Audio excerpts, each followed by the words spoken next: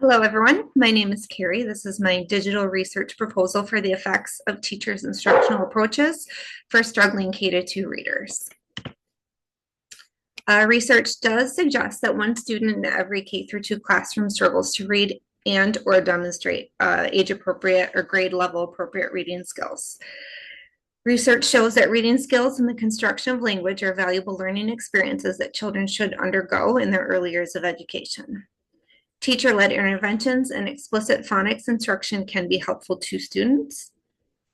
Curriculum development, curriculum implementation, intervention training, team planning, and professional learning opportunities are helpful for teachers. So the goal is to improve reading skills for struggling readers through intervention and direct instruction. And a quote that I pulled out from one of my articles was that successful teachers whose students consistently outperform their peers, rely on instructional flexibility so they can provide explicit instruction to struggling learners who need the additional modeling and support. So here are some findings from my lit review.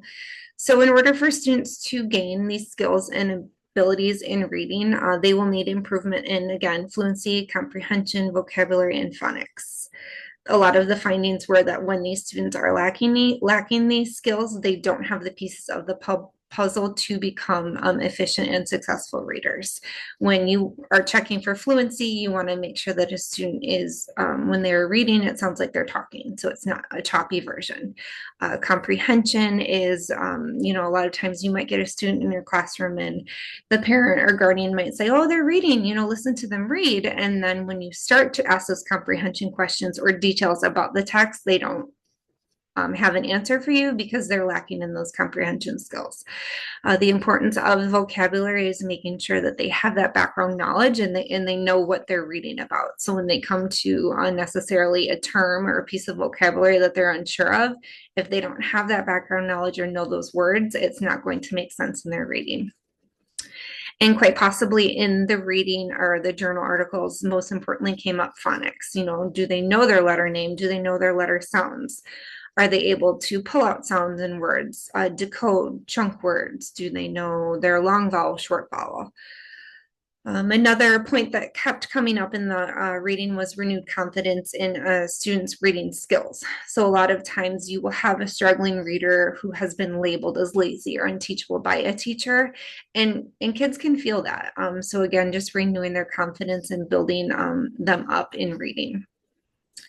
Another important factor is the connectedness to the teacher. So studies have shown that, teachers who make those meaningful connections, whether they are, what do you want to read, or asking them the genre of their choice, or making sure that we're connected with their culture, making those connections can actually show growth and improvement in students.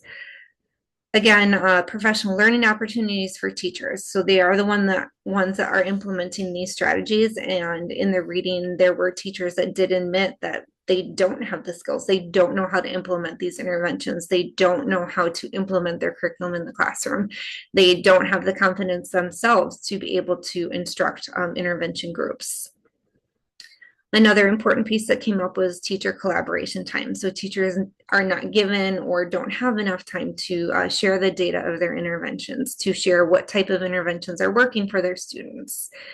And then lastly, it came up again, just the skill level of the teacher. So there was an article that I did read about pre-service teachers who were asked during their student teaching or clinicals to teach an intervention group. And a lot of the teachers came back saying that they lacked the confidence or even lacked the skills. They were not comfortable in teaching students the interventions. So typically, if you have a teacher with a higher skill level, your students will have better success in those interventions. So for the research proposal, the researcher will examine effective instructional teacher implemented interventions to improve the reading skills of struggling K-2 reading students. Research includes mixed methods research designs along with qualitative and quantitative research methods. During this research, teachers will implement direct and explicit phonics instruction interventions to improve the reading skills of K-2 reading students. And again, that direct and explicit instruction can also include vocabulary, fluency, and comprehension. So the communication of intended outcomes of the study. So the aim of the study is to boost outcomes for students who are struggling with reading. Considered outcomes can include reading skill improvement in the following areas: fluency, vocabulary, decoding, and comprehension; improved increased scores on classroom and or school state-based reading assessments. They can show variations that interventions can be personalized for students by explicitly teaching phonics, letter name, letter sound, chunking, decoding, long vowel, short vowel. And there can be a shown improvement in reading comprehension strategies, such as summarizing the beginning, middle, end of text, key details, character, problem setting, solution, questioning their reading, and then are they making predictions or inferring. For the experimental method, selected was a randomized controlled trial. A quote as to why use a randomized controlled trial for the study: according to Deaton and Cartwright, among both researchers and the general public, RCTs are perceived to yield causal inferences and estimates of average treatment effects that are reliable and more credible than those from any other empirical method. So I took that as it will give a great piece of credible information as to, are the interventions working for struggling students. So students would be randomly assigned to two groups. One of the students groups would be receiving intervention, direct, explicit instruction from the teacher, and the other group of students would be working independently during the intervention time or in collaborative learning centers with no direct teacher instruction. So the independent variable would be the type of instruction used or intervention used, and the dependent variable would be the observed or measured change in the student's reading skills. For data collection, it would be a random selection of 6 classrooms. So 2 kindergarten, 2 first grade, 2 second grade with struggling reading students. Again, K1, 2, because those are the early years of school. But then also there is the research that shows that there are a minimum of 1 struggling reader in each classroom. So students would start the year in August, or if you start later, September, with a phonics assessment, letter name, letter sound. Students would be given a reading assessment as well. If students are not reading independently to measure their comprehension, vocabulary, and fluency, they would be read to and then asked questions. Students may also take the same assessment just as a benchmark again in January and then May. So you have those 3 pieces of data there.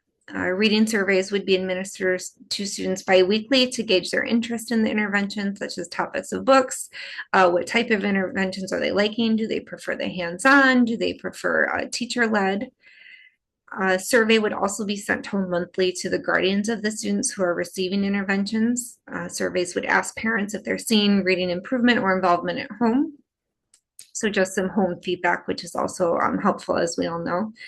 And then there would be a comparison of school district test scores. So depending on the district, perhaps the students take MAP tests. So comparing their MAP tests with the control group of students who are receiving the intervention versus not receiving, what do the scores look like there? So the communication of methodology, there would be 3 separate benchmark assessments for students, beginning, middle, end of year.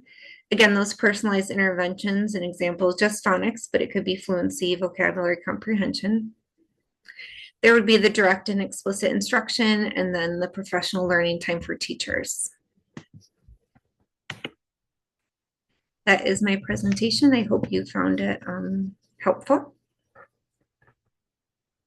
And I will go ahead and log off here.